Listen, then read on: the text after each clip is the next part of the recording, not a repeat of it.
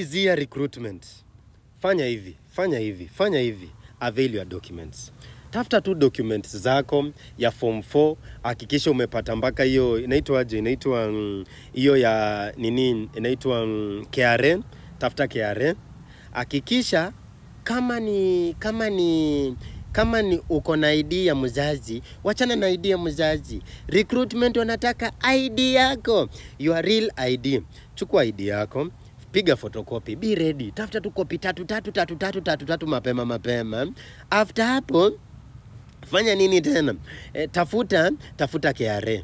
Hakikisha kila kitu iko sawa. Kama brother hapa anasema God ndio nimemaliza last year, nimeteseka. Usijali bro. Kuna hata watu wametafuta for 5 years recruitment. Wewe huwezi jua, unajua kalenda ya Mungu ni tofauti sana. Unaweza jaribu this year na ujipate ndani ya kikosi. Unaweza jaribu next year bado ujipe ndani ya kikosi. Umenipata? Kalenda ya Mungu si kama ya mwanadamu. Ikisemekana ni this year ni wewe unaingia, utaingia. So kitu ya maana, avail your documents. Be ready. Anza zoezi pole itajipa bwana.